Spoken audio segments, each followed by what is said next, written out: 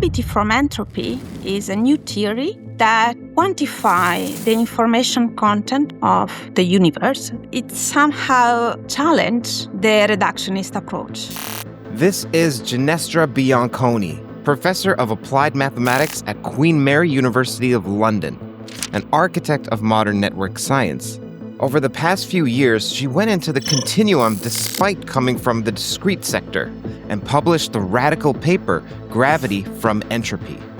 On this channel, I, Curt Jaimungal, interview researchers regarding their theories of reality with rigor and technical depth. Today, Bianconi's case that gravity can be derived from entropy, how dark energy emerges from her equations on its own, always positive, not anti-de Sitter, and we close with the advice she gives her PhD students. What keeps me awake at night is the second quantization of this theory. Maybe there is no single static solution of the black hole in gravity from entropy, and maybe this singularity is avoided. What is gravity? Well, I think we know that gravity is a fundamental force, and we know this since Newton.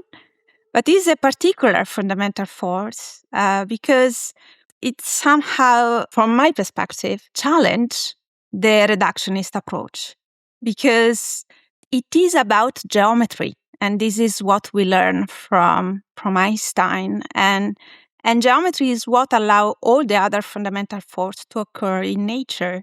So somehow, I think that gravity is about geometry and how geometry interacts with matter fields. And this is a general question. I mean, from my perspective, this question goes also behind gravity itself, because it is a problem of the interplay between, generally speaking, structure and dynamics that is at the fundamental mathematical level common to many different other fields. How did a network topologist like yourself get interested in gravity? Yeah. So this is a nice question. In my career, I started doing research in this discrete structure that are networks from node and links, and then I moved from networks to simplicial complex, which allows to capture a discrete geometry and topology of a lot of system and also real data that can be described with this system. I cannot maybe overstate that maybe in most of my research since now, I have always focused on the interplay between structure and dynamics. And this is very central, for instance, in network theory as well. But, there are important results in network science. So, for instance, how the topology of the network, so the presence of big hub can affect epidemic spreading or things like that. But recently it is becoming clear that topology and geometry also play a fundamental role in shaping the interplay between structure and dynamics. And I've been working a lot on how topology shapes dynamics in network, and this is an important mathematical problem that has implication for machine learning up to brain research. But if you want to build this theory, that is a theory that includes topology, geometry, and dynamics, there are two aspects. One aspect is that you want to write a theory that capture this interplay using information theory, because ultimately you want to describe the system in terms of their information content, and maybe we can go back to that. But on the other side, you don't have enough mathematics in the discrete, so also the notion of curvature is not well defined in the discrete setting. Yet there are very important proposals. I was giving a seminar at ICTP in Trieste in Italy, and somebody told me, but if you are doing this, why don't you do that in the continuum? Right. And I answered, no, I will never go in the continuum. And then I reflected on this and, yes, so the continuum of this theory has to do a lot with gravity, and then why don't facing the real challenging problem that is quantum gravity and gravity, because somehow I think maybe a bit controversial to understand the brain is more difficult to understand quantum gravity. So. I'd like to bring people up to your results to have them understand it. And one of the ways to do so is psychologically, you had a resistance to going into the continuum. Why? Why did you say, no, I'm not going to go into the continuum? Yeah, because all my life I was working in the discrete, and somehow I was raised with the belief that maybe also quantum gravity should be discrete, or that nature should be discrete ultimately, which can be the case. But yes, so then we have Gauss, we have Riemann, they're all worked in the continuum. So it's not that I will not think about turning gravity from entropy into a continuum in the discrete theory.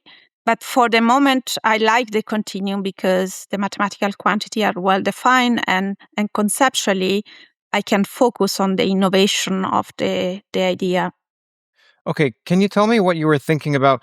What led you to think about gravity? So your friend or a colleague said you need to go into the continuum, but into the continuum for what? Like, what were you trying to do such that the advice was to go to the continuum? Yes, so I was setting up a challenge that I think is urgent and emerging in the context of complexity and network theory. That is a comprehensive theory which include that address the interplay between structure and dynamics using topology and geometry, and viewing this under the lens of information theory. So I strongly believe that the advance in this context will be very important for the theory of complexity. But I think that also, mathematically speaking, the problem are common with the interplay between geometry and matter field in gravity. Okay, so now under your theory, under your new result, what is gravity? So gravity from entropy is a new theory that stems from an action, and this action quantify the information content of what are the microscopic degree of freedom of the universe, essentially. And the idea is to describe this information content of this matter and geometrical degree of freedom using the metric. So you have two metric, the true metric of space-time and the metric induced by the matter field and curvature. And the action, that is the gravity from entropy action, describe this interplay between matter and geometry by using as Lagrangian what I call a geometric quantum relative entropy between these two metrics. So you have a tension between these two metrics that trying to be close to each other. So it's like the matter field telling the metric how they would like to see the true metric, and the true metric telling the matter field how to move. And this is essentially, is building on our insight of Einstein equation. But actually, Einstein equation have this interplaying as beautifully summarized by John Wheeler, but this interplaying is not expressed at the level of the action. So instead, the gravity from entropy leverage this principle of the interplaying between matter and geometry already at the level of the action with this information theory Lagrangian. Let me see if I can summarize for myself and for the audience.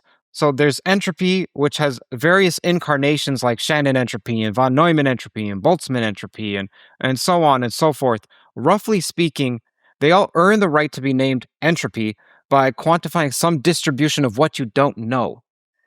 Now, one of the various forms of entropy is called horizon/boundary entropy, which is defining some screen where you're saying, I don't know what the heck is going on beyond this screen. Yes. And I'm going to attach a number to how much I don't know what's going on, to how many microstates are consistent with whatever's the macroscopic view. That is what Eric Verlinde and Ted Jacobson use. But there's another kind of entropy called relative entropy, which for the people who have watched Carl Friston and heard about his free energy principle, it's roughly speaking that you have a model of the world, and then something happens, and then you want to know, how surprised should I be? How much information should I glean? How much should I learn? And if something is drastically surprising, then you should learn plenty. But if your model of the world is pretty much correct because you're just a perfect person, well, then you don't have much entropy at all. You take this other approach, this relative entropy approach. You take this relative entropy, put it into action, and then extremize it. Yes. So it's the concept of relative entropy is quite nice. The gravity from entropy action is quite innovative also from the point of view of statistical mechanics. So just to make things clear, right? The entropy is usually, Boltzmann definition is the logarithm of the number of microstates compatible with the macro state of a system. And this is huge, right? Because the entropy described the second law of thermodynamics, which is, of course, one of the building blocks of physics. And so because the entropy defined in this way never decreases, so has the tendencies of increasing. And people are usually quite impressed by this second law of thermodynamics and things like that. But for my perspective, it's just a measure of quantify what you know about the system in terms of information theory. So the relative entropy is a different concept, right? Is when you want to compare two different states, for instance, two different quantum states, and express how much information in a quantum state is codified in the other quantum state. So if one quantum state describes the real geometry and the other quantum state describes the geometry that kind of the matter and the curvature would like to see, right? This gravity from entropy action describes this tension between these two. And actually, another property of this action is that it treats, in some sense, very symmetrically the geometry and the matter field, because they are just, described in terms of two metrics, and is comparing these two metrics with this geometric quantum relative entropy. So you have this tendency of these two metrics to try to be close to each other, to approximate each other. But actually, the gravity from entropy action doesn't have only the Lagrangian, but has also the measure. And the measure actually plays also an important term, right? So conceptually, the gravity from entropy action wants to describe this tension between these two metrics, wanted to be close to each other. But at the same time, there is a nice mathematical aspect of it, because this entropy is defined like the trace of a logarithm, and one of the mathematical properties that the trace of the logarithm is the logarithm of the determinant. So when you express this relative entropy, conceptually, the idea is that you have these two different entropy, but the idea is that this entropy also quantify the numbers of microscopic degree of freedom of this interplay between matter and geometry. So you have at the same time, an understanding in terms of a relative entropy and an understanding as a Boltzmann-like entropy. And I have a paper that is now in press in PRD, which show that actually if you consider this action and you calculate this action over Friedman universe, which are an approximation of the solution of the modified gravity equation, you find that actually this Lagrangian decrease in time, so that you have these two metrics kind of trying to be close to each other, but actually they are integral. So the action, which integrates over the measure and can be interpreted as a entropy, increase in time. So the universe is consistent with an action that describes the total entropy that increase in time, while the relative entropy locally decrease in time. So that's an interesting aspect in terms of statistical physics.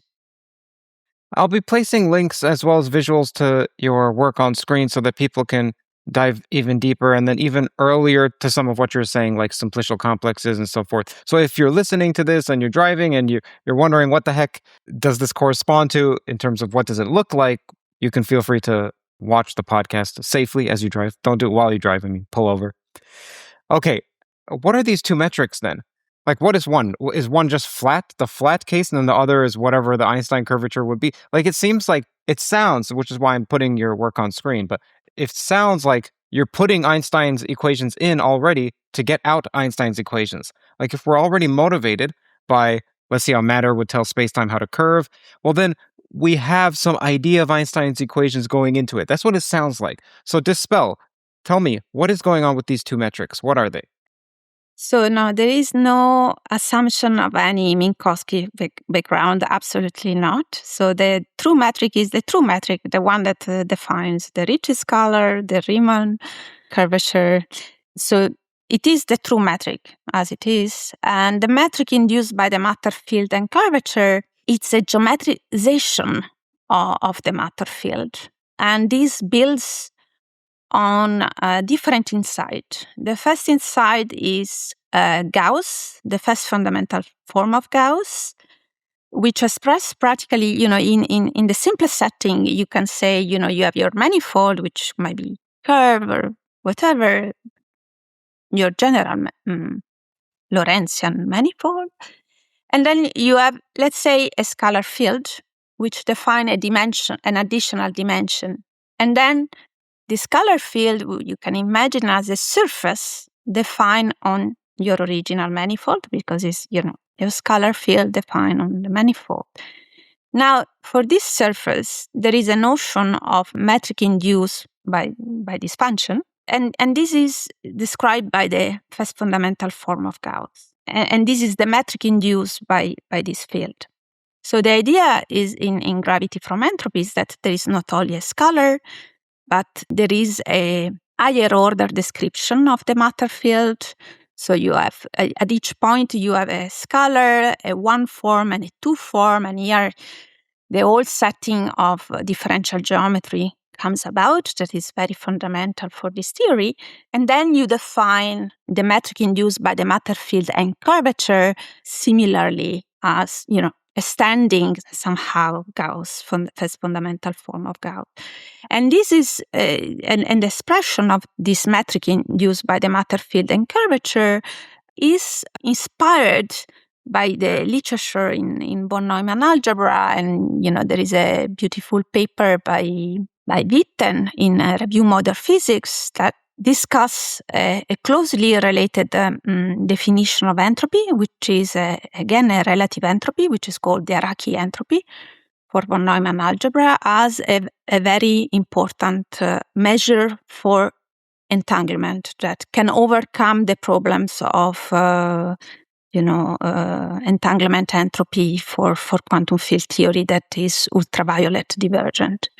So the connection is not established fully, but it's been very important for the formulation of this theory for me. And there are things to explore, whether, again, what is the connection between the gravity from entropy action and entanglement and the Araki entropy. But the idea is that, yes, this action treats matter field and geometry on the same footing by geometrizing the matter field and the curvature. And from this aspect, it's much more symmetric than the Einstein-Hilbert action plus the matter field, right? Because the matter field has, the matter action has only minimal coupling. And there is no symmetric way of treating the two. While in gravity from entropy, it's fully symmetric and you treat them on the same footing and interpret them in the light of their mutual information content relation. And the beauty is that this action leads to modify gravity equation. So it might lead to testable prediction that goes behind Einstein equation, but it reduced to Einstein equation in the low energy limit. So everything we know in the low energy limit remains valid. But of course, the gravity from entropy equation of motion can be used to probe the high energy limit. I subscribe to The Economist. Their science and their AI coverage is among the best I've found anywhere. And I say that as someone who reads plenty of it. I'll give you some examples. They just ran an analysis on how attitudes towards science are changing in American politics and what this means for research and funding in scientific institutions moving forward. This sort of high-quality reporting is fantastic. They even covered how dark energy may be weakening over time. Now, if that holds up, it completely changes our understanding of the universe's fate. If you watch this channel, those are exactly the kinds of questions that we explore every week. I subscribe to The Economist because their science and their AI reporting regularly surprises me with how deep it goes. And they're also, of course, known for global affairs, both political and economic reporting. They are top tier, and interestingly and flatteringly, TOE is one of the only podcasts that The Economist partners with. So as a listener, you get an exclusive 35% off. That's not a deal that they have just anywhere. Head to economist.com/TOE to subscribe. That's economist.com/TOE for 35% off. Okay, one of the questions occurring in the audience's mind may be, okay, there are many different rederivations of Einstein's field equations or GR. And so then the question is, okay, so what? So what if we found some new formulation? You're saying the so what is at least that, well, matter and geometry are now on the same footing, whereas before they were seen as separate. You treat them both with mutual information. Then another is that you get modified gravity, which will lead to testable interpretations. And furthermore, that this has implications for quantum gravity. Yes, so I mean, this aspect is very crucial because gravity from entropy action stems from this idea that you can treat the metric as quantum operator and practically write a quantum relative entropy among them, but it's still not in second quantization. So the program is there, and I'm still working on, even more high energy limit, right? Because it could be that this is a theory. Being classical, maybe it could be that, if you really address the full second quantization aspect, you get still more effect. Yes, this is extremely new, less than 2 years old. Your paper, I think, is from 2025, if I'm not mistaken. Yes. Someone also in December just took your work even further. Inflation without the inflaton, something like that. There was a paper that also acknowledged you. Yes. This is a group based in China. They have started the challenging task to integrate this equation, and they looked at this model, and they show that it might lead to inflationary behavior also in absence of a scalar field. Yeah, but I mean, it's also interesting. I mean, one of the prediction of the model, and this comes from my original paper, is actually that, this modified gravity equation are consistent with a dark energy term, which is a dynamical cosmological constant, which is always positive and vanishing in the low energy limit, but is dynamical and is expressed in terms of a new quantity which I introduced, which is called the G field, which is an emergent field of the theory, which encodes this interplay between structure and dynamics, and is responsible for this dark energy term. Is a bit like, is emerging mathematically as a Lagrangian multiplier of the theory. But we know that Lagrangian multiplier in statistical mechanics can have a physical meaning. Like, for instance, the temperature is a Lagrangian multiplier of the energy and has a physical meaning. In the same time, in the same way, this G field that is emerging as a Lagrangian multiplier, we want to give a physical meaning to that. And when we do that, this action that it looks like the relative entropy, when you express in terms of this G field, becomes much closer to the Einstein action. And the differences are mainly two. One is that the metric is dressed by this G field. So it's like the true metric is not exactly what interacts with matter, but what interacts with matter is a dress metric with this G field. And you have a dark energy term, which is a dynamical cosmological constant that depends on this G field. So an important testable prediction is to see if this can shed some light into, the Hubble tension or other property. What do you mean when you say that the metric is dressed? Yeah, so practically, this geometric relative entropy can be written in terms of this G field, and then there will be, in terms of the G field, it appears to have three terms.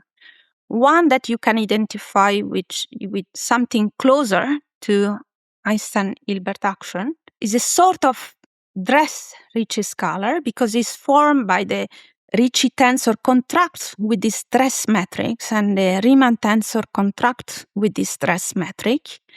And another term that is the matter action that, is these things that comes from the geometric induced by the matter field and curvature.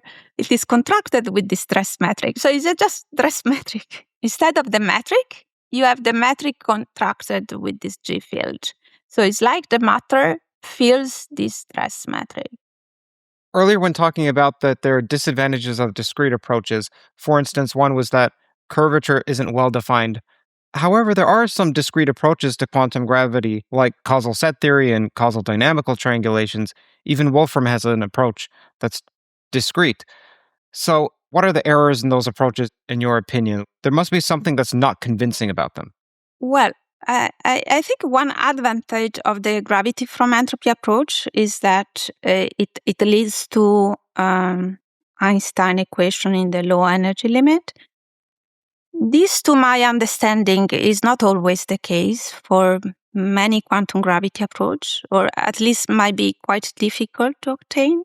And respect to other modified gravity, there is a huge literature on modified gravity, but the gravity from entropy, it has the advantage that there is a motivation, there is a physical motivation for choosing this action. Right? It's not just, the next term in the Fourier series or things like that. There is this information theory and statistical mechanics understanding of the interplay between matter and geometry. Respect to other, approach using entropy, of course, the approach is fully statistical mechanics. So it embraces the microscopic degree of freedom. While, approaches that are based on horizon entropy, they are typically thermodynamics in spirit. So they start with the area law, right, which is, of course, fundamental. But the area law, to my understanding, is mostly coming from a thermodynamics description of gravity. While I think it is important to have a microscopic description. And also, in this respect, people that try to do kind of entropic approach to gravity, sometimes they are coming from the perspective of theoretical physics, and they can try to be sympathetic with, people that do research in statistical mechanics or, condensed matter, which is, of course, seen as, very applied. But actually, I'm coming from, complexity theory, network theory, but I have a very solid statistical mechanics understanding. And from my perspective, actually, statistical mechanics and field theory are the same thing, right? It's just changing an eye with a, in the Wick rotation, right? So statistical mechanics is a fundamental theory, actually, and it is possible to write an action that is a field theory action and at the same time a statistical physics action. It's not that if you want to go towards statistical physics, you need to go toward, soft matter or things like that. Yes, right. Jacobson's paper is literally titled Einstein as an equation of state, or something like that, which is a thermodynamic term. So why don't you spell out for the audience the difference between thermodynamics and statistical mechanics, why you see the latter as having an advantage here?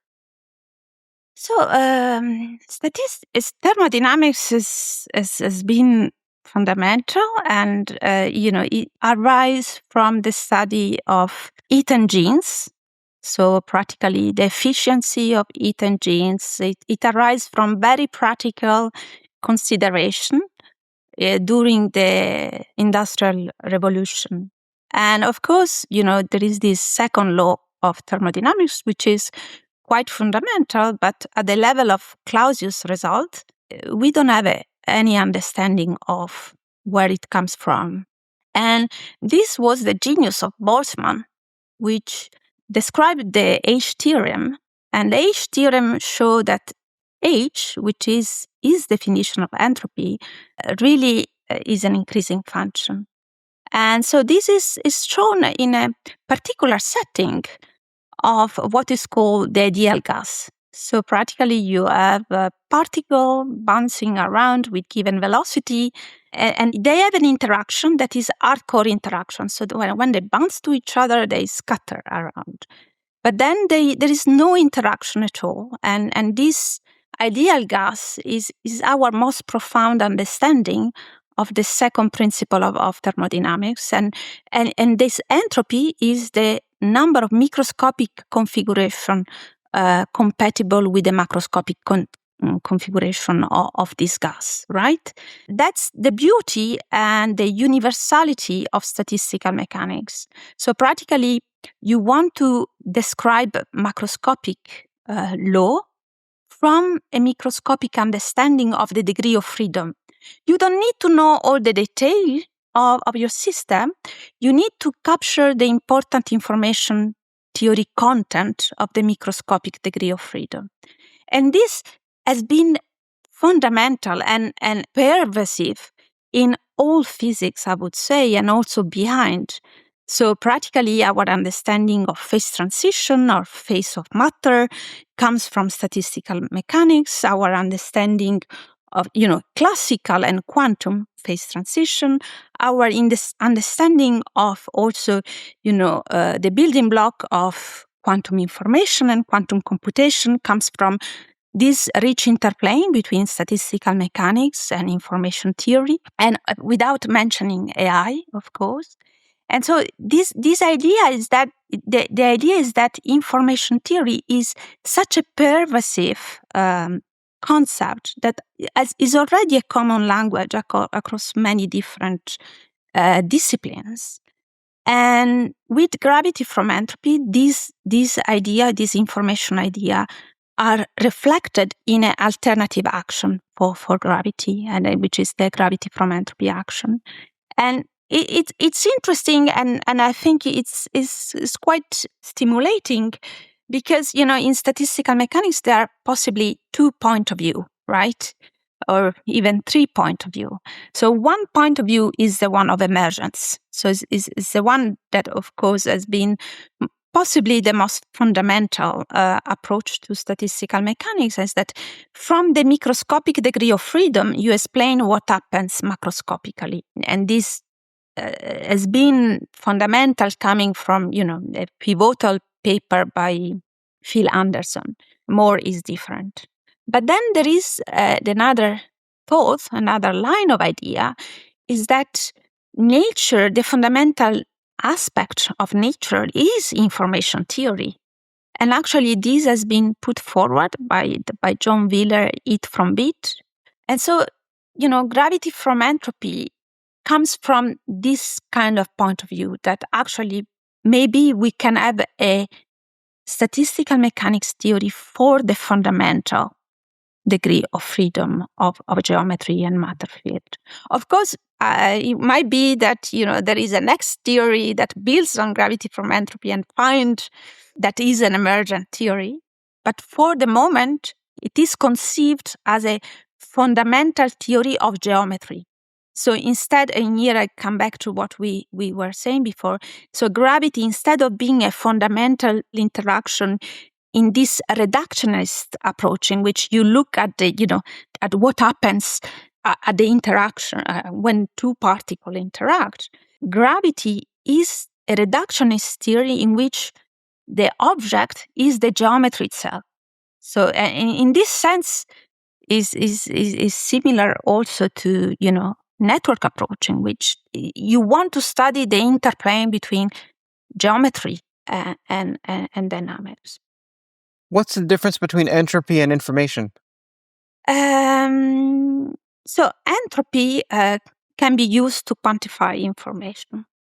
So in your theory, should it actually be gravity from information because information is the more fundamental quantity or substance, or what? No, it's gravity from entropy because the action is an entropy. But the entropy captures the information content of the microscopic degree of freedom. Okay. So what do you suppose is actually existing then? Because entropy usually counts something. So what in your mind is going on? Yes. So that in my mind is the metric. This true metric are kind of encoding the degree of freedom of geometry and matter field. Does that mean that an information here means the degrees of freedom of the matter field, or what? Information is both.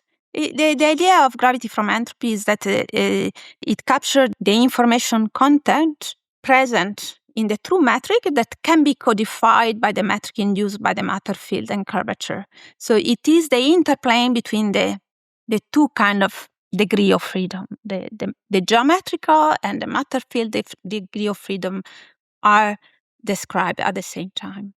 So what would you say is the primary difference between your approach and Eric Verlinde's approach? Well, my approach stems from an action, and I don't use concept related to holographic screen. So I want to capture the microscopic degree of freedom of geometry and matter field and their interplay.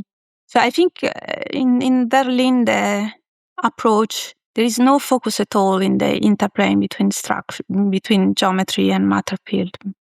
It's very limited. You mentioned early on that this interplay between structure and then dynamics is important to you. Can you please outline what is structure, what is dynamics, and what does it mean for them to interact? So in gravity, my assumption is that what we know about structure is geometry. So is the metric. So of course, there can be theory or research meant to represent, where this metric come from. But, I assume there is a metric and that, the structure is in some sense, the structure, like in quotation mark, is in some sense captured by the geometry. And the dynamics is just the matter field, I use bosonic matter field. I use more recently some fluids for cosmology. The idea is that you can put there all matter field. So the idea is that what I'm working on is that to formulate a gravity from entropy approach in which you can put the standard model there. Are you planning on going back to the discrete case, or are you now happily living in the continuum?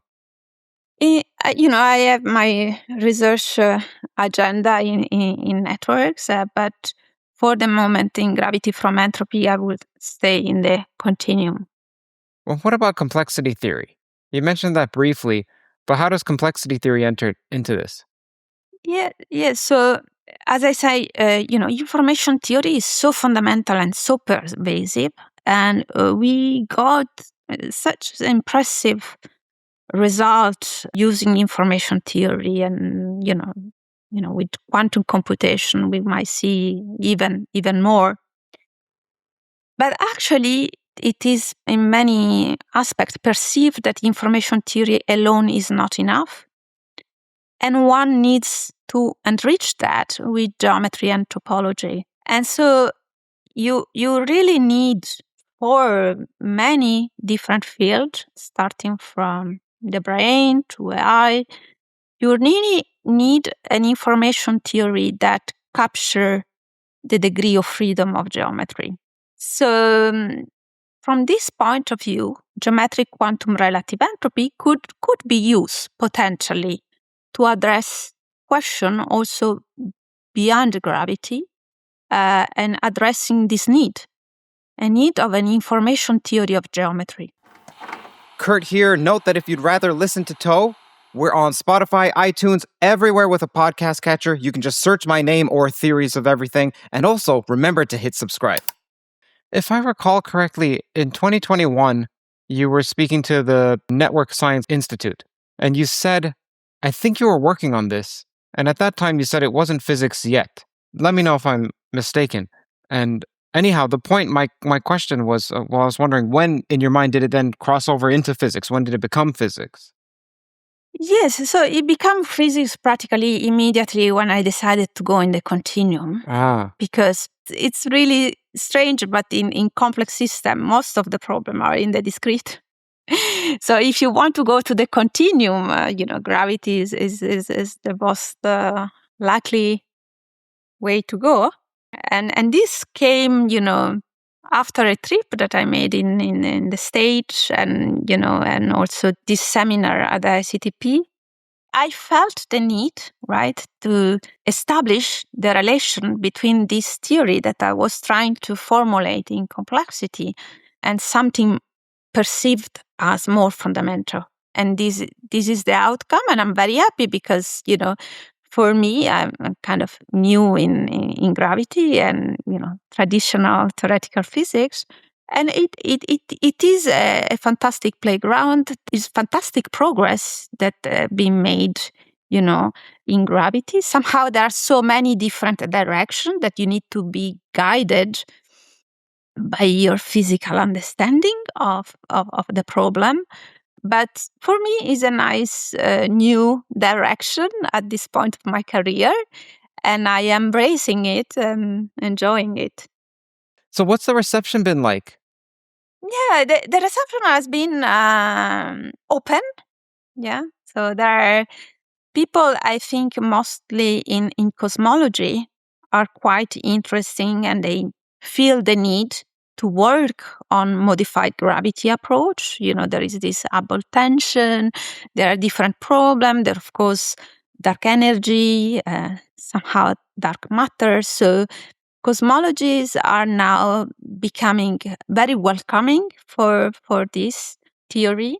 And yes, I had a very nice conversation. Of course, I'm not in the stream of thought that start with holographic screen. So there is also some clash there of our understanding. Of course, I think that, the area law is fundamental, but I think is a macroscopic field. So, and what I want to say is that actually gravity from entropy, to some extent, reproduce the area law from the microscopic degree of freedom. So this is, so practically the Lagrangian is defined over volume. So if you integrate over a black hole, until the speciate radius, you find a dimensionality reduction. And this is essential because practically holography has been, a kind of explanation of the area law coming after Bekenstein. Bekenstein didn't use the holography. And is a very simple conceptual idea is that just if you have the entropy, which is the logarithm of the number of degree of freedom, typically the entropy is scales like the volume. So in order to have it in such a way that it scales with the area, the degree of freedom must be only on the surface, on the horizon. But actually this assumption builds on the idea that, the degree of freedom are the same in every point, inside the black hole. And in gravity from entropy, because gravity from entropy doesn't depend only on the Ricci tensor or Ricci scalar, but depends also on the Riemann tension, and so on the Weyl curvature. So what happens is that the degree of freedom in a black hole, right, the degree of freedom inside are not always the same, depends on the distance from the origin. And so when you integrate something that is not homogeneous, you can get a dimensionality reduction. So that's the beauty of gravity from entropy. And so for the moment, I don't feel the need to use a holographic screen. And I think that, there are many important insights coming from the area law, but if we are looking for a fundamental theory, we need to go beyond the area law. So is this an emergent theory of gravity then? So gravity from entropy assume that the geometry exists. And so it builds on Einstein insight that gravity is a theory of geometry. But it provides new understanding of the interplay between matter, field, and geometry. But it doesn't want to explain where geometry comes from. This is not the goal of gravity from entropy. So as long as Einstein theory might not be considered emergent gravity, but in some sense it is, because, Newtonian forces come from geometry. Also, gravity from entropy is at the same level, right? So it assumes that the metric exists and capture the information content of this metric. And of course, Newtonian gravity comes from the geometry, exactly as in Einstein gravity. Of course, a problem could be, where geometry comes from the beginning, but this is not tackled in gravity from entropy. What is emergent is instead this dark energy term that is dynamical and is new because it emerged from the theory and is driven by this G field. Right, and it's positive. And it's positive. And that's a positive thing. Yes. So what are some of the open problems that you're working on right now, or some of your colleagues are working on, or maybe your students? What's bothering you right now about this theory and you're tackling it? Yeah, so of course there are the cosmological implication and the relation with prediction and, possible experimental validation of the theory. Then there are aspects related to the second quantization. And then there are aspects related to entanglement. So how this gravity from entropy action is related to entanglement and hierarchy entropy. And then, of course, maybe if one wants to go, also going in the discrete. But what, keeps me awake at night is the second quantization of this theory. What is second quantization? And why is it so difficult or tricky in this case? Yeah, so this is a real problem in quantum gravity, right? So to combine gravity with our field theory second quantization approach of the other fundamental force, it is notoriously difficult. This is where the community has explored different direction. And of course, there might be the need for define the graviton, right? Or which mediate the gravitational interaction. But the quest is open, right? There are many different approaches. The graviton would be emergent in your view? Probably not. It would be fundamental? Yeah, it's also to be questioned if the graviton really exists, right? Maybe there is something else, right? Because the metric is described by Virbein, is described by, spin connection. So there are different options. It's not that you need to start from the metric itself. I just spoke with Philip Mannheim, who doesn't believe the graviton exists, actually. Did I hear you correctly that you use Weyl curvature as well? I used the entire Riemann tensor So these include all the components, also the one that vanish, that do not contribute to the Ricci scalar. Yes. So this is an important aspect, and this is what makes the entropy of the black hole non-trivial, because practically in empty state, in the empty space, the gravity from entropy action is non-zero. And so also if the Ricci scalar is zero, right, the gravity from entropy action depends on all the components of the Riemann tensor, so is non-zero. And so you can integrate over the volume. It is not homogeneous all over, and this is an important aspect. And another important aspect is actually that this theory provides also some correction at the Planck scale, also in flat geometry. Interesting. So the theory treating geometry together with matter field finds some correction at the Planck scale already in flat geometry.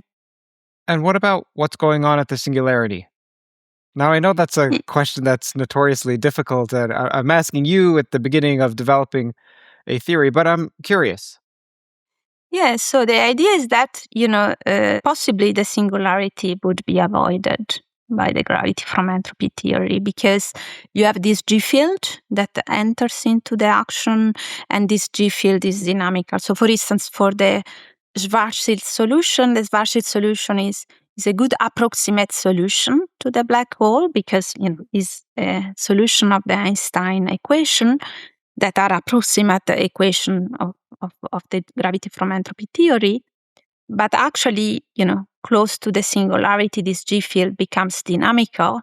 So maybe there is no single static solution of the black hole in gravity from entropy, and maybe, this singularity is avoided. Professor, what advice do you give your PhD students consistently? One advice, which is, I think, easy to follow, is to read articles and to study.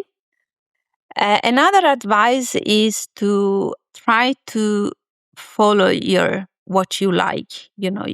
Try to express your vision of reality in what you do, and enjoy what you do. Try to have fun. It's not always the case, but I think that's part of why we do science. We do because we want to enjoy it. What's a piece of advice that you keep coming back to that someone gave to you? So, for instance, one advice is, why don't you go in the continuum, right? This is an advice coming from a random person that was at my seminar. We didn't spoke, we didn't discuss, but it was very important for me. And another thing that I learned that possibly was not an advice, but, try to explore and to go in other community and see what they do. So if you are in a big conference, very interdisciplinary, try to pop up sometime in a session from another community, and you will find answers to your question, possibly, if you think about your problem quite abstractly. So this has been very important for me to formulate gravity from entropy. I had this idea, and I was at the DPG meeting, speaking about my topology in networks, and then I went to listen at session about gravity and information, and it was inspiring and useful. So try to look at nature with surprise, and maybe things will turn nice. Professor, thank you for spending so much time with me. Thank you. Hi there, Curt here. If you'd like more content from Theories of Everything and the very best listening experience, then be sure to check out my Substack at curtjaimungal.org. Some of the top perks are that every week you get brand new episodes ahead of time. You also get bonus written content exclusively for our members. That's CurtJaimungal.org. You can also just search my name and the word Substack on Google. Since I started that Substack, it somehow already became number 2 in the science category. Now, Substack, for those who are unfamiliar, is like a newsletter, one that's beautifully formatted, there's zero spam. This is the best place to follow the content of this channel that isn't anywhere else. It's not on YouTube, it's not on Patreon. It's exclusive to the Substack. It's free. There are ways for you to support me on Substack if you want, and you'll get special bonuses if you do. Several people ask me, like, hey, Curt, you've spoken to so many people in the fields of theoretical physics, of philosophy, of consciousness. What are your thoughts, man? Well, while I remain impartial in interviews, this Substack is a way to peer into my present deliberations on these topics. And it's the perfect way to support me directly. CurtJaimungal.org or search Curt Jaimungal Substack on Google. Oh, and I've received several messages, emails, and comments from professors and researchers saying that they recommend Theories of Everything to their students. That's fantastic. If you're a professor or a lecturer or what have you, and there's a particular standout episode that students can benefit from, or your friends, please do share. And of course, a huge thank you to our advertising sponsor, The Economist. Visit economist.com/toe, TOE, to get a massive discount on their annual subscription. I subscribe to The Economist, and you'll love it as well. Toe is actually the only podcast that they currently partner with, so it's a huge honor for me, and for you, you're getting an exclusive discount. That's economist.com/toe, TOE. And finally, you should know this podcast is on iTunes, it's on Spotify, it's on all the audio platforms. All you have to do is type in Theories of Everything and you'll find it. I know my last name is complicated, so maybe you don't want to type in Jaimungal, but you can type in Theories of Everything and you'll find it. Personally, I gain from rewatching lectures and podcasts. I also read in the comment that Toe listeners also gain from replaying. So how about instead you re-listen on one of those platforms like iTunes, Spotify, Google Podcasts, whatever podcast catcher you use. I'm there with you. Thank you for listening.